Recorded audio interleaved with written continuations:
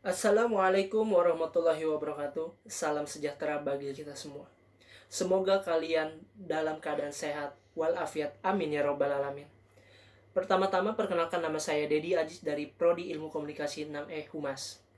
Dengan ini saya ingin membawakan sebuah materi public speaking yang bertemakan tentang peran humanis public relation di era kenormalan baru atau new normal. Baik teman-teman, saat ini pandemi COVID-19 sangat luar biasa teman-teman.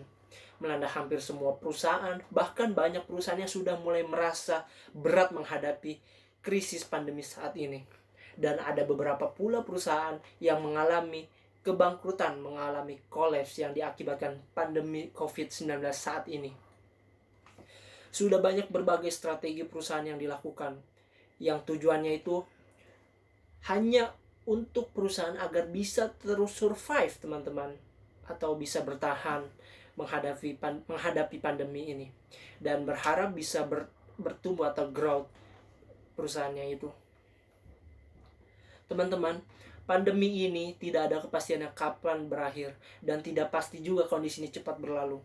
Dan sekarang kita hadapi semua ini dengan new normal atau kenormalan baru, yang dimana semuanya ini sangat berbeda dengan keadaan sebelumnya atau keadaan sebelum pandemi COVID-19 ini. Lalu, bagaimana peran seorang public relation di era kenormalan baru ini? Bagaimana menghadapi kondisi seperti ini? Baik, selanjutnya. Untuk itu kita coba ingat kembali peran seorang public relation di perusahaan. Perannya itu antara lain, yang pertama, public relation sebagai komunikator. Yang kedua, public relation sebagai pembina relasi. Yang ketiga, public relation sebagai backup management. Yang terakhir, yang keempat, public relation sebagai pembangun citra atau pencitraan. Dengan kondisi seperti ini atau kondisi sekarang ini, sebagai seorang public relation sudah pasti mempunyai berbagai program-program yang bagus, program yang sudah terencana, program yang sudah terstruktur, dan program yang sudah terukur teman-teman. Biasanya seluruh program public relation di perusahaan itu running di awal tahun. Tetapi di mana dengan keadaan seperti ini semuanya berubah, semuanya tidak bisa dilakukan sesuai rencana seorang public relation atau seorang PR teman-teman. Seorang PR perusahaan itu perlu melakukan adaptasi baru terhadap era new normal ini. Perlu juga menyusun strategi baru karena kondisi di era kenormalan baru atau new normal ini, teman-teman. Baik, yang pertama ini ada public relations sebagai komunikator. Dalam kondisi saat ini, seorang PR harus lebih aktif, harus lebih gencar mengkomunikasikan kebijakan-kebijakan perusahaan apa, kemudian strategi-strategi apa yang dilakukan perusahaan. Kemudian khususnya di new normal, pastinya perusahaan sudah melakukan kebijakan-kebijakan baru. Dalam hal ini, seorang public relation harus bisa mengkomunikasikan kepada publik terhadap protokol kesehatan yang dilakukan perusahaan itu sendiri. Kemudian, kepedulian perusahaan terhadap masyarakat sekitar atau masyarakat yang berada di sekeliling perusahaan, sigap terhadap karyawan, semuanya itu adalah sebuah strategi yang seharusnya public relation mengkomunikasikan kepada pihak publik. Memang tugas seorang public relation itu mengkomunikasikan sebagai komunikator teman-teman. PR itu intinya PR sebagai komunikator perusahaan. Saat ini peran public relation sangat penting di perusahaan. Jangan diam. Justru pada saat pandemi atau pada saat seperti ini, peran PR itu harus bisa membackup, mensupport, mendukung kebijakan-kebijakan perusahaan supaya programnya itu berhasil. Itu justru sangat penting dilakukan teman-teman.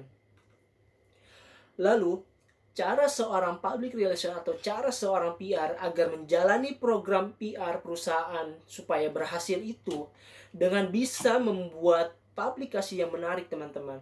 Kemudian bisa melakukan testimoni terhadap customer atau dari customer, testimoni dari karyawan perusahaan itu sendiri, atau kegiatan apa yang dilakukan.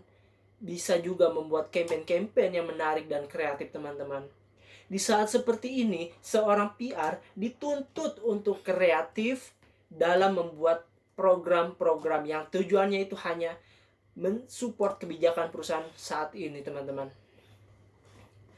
Kemudian kondisi sekarang ini yang paling penting adalah media sosial, teman-teman.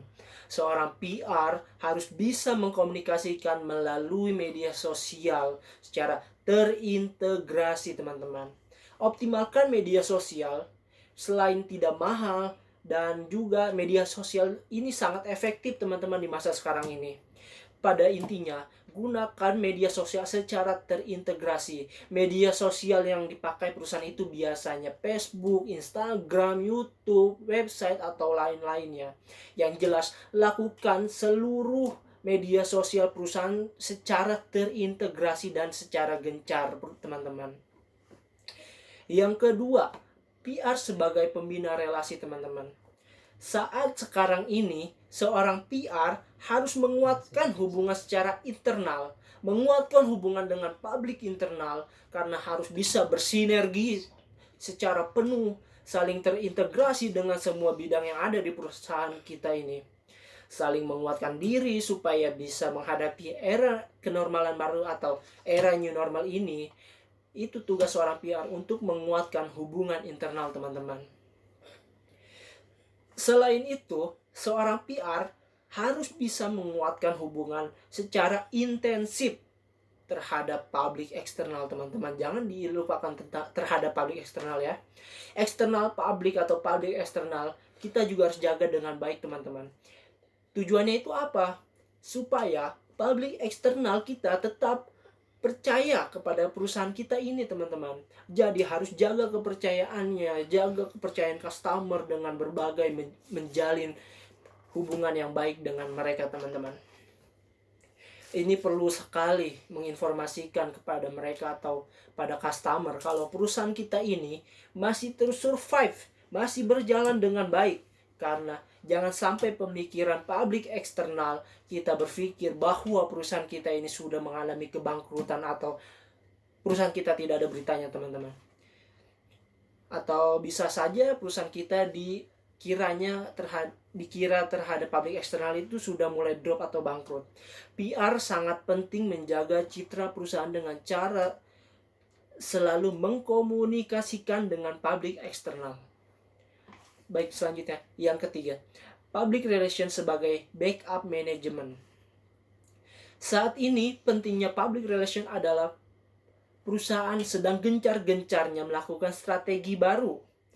PR harus mendukung dan mensupport program-programnya. PR juga harus membantu mengkomunikasikan tentang program baru perusahaan kepada publik eksternal. Kemudian lebih intensif memantau keadaan. Jadi seorang PR itu tidak boleh diam saja, teman-teman. Harus memantau seluruh keadaan perusahaan, harus memantau keadaan atau memantau tiap waktu. Jadi PR itu kerjanya seperti 24 jam, teman-teman. Harus benar-benar sigap terhadap masalah apa yang dihadapi oleh perusahaan saat ini. Kondisi seperti pandemi saat ini, justru PR harus bisa melakukan perubahan-perubahan terhadap perusahaan di banyak hal, teman-teman. Dan biasanya potensi-potensi corporate dalam atau selama ini terpendam, saat ini semuanya bisa dieksplorasi dengan baik. Sebetulnya kondisi saat ini merupakan sebuah kesempatan, teman-teman. Kesempatan untuk kita bertumbuh dan melakukan perubahan terhadap perusahaan kita ini, teman-teman. Dan yang terakhir, ini yang paling penting, PR sebagai pembangun citra atau PR sebagai pencitraan, teman-teman. Ini merupakan peran utama seorang PR dalam perusahaan. Ini saatnya paling penting bagaimana tetap menjaga citra perusahaan di mata publik. Bagaimana kita mempertahankan nama baik perusahaan kita selama ini yang sudah terjaga dengan baik. Jadi, public relation atau PR harus membuat program-program kehumasan.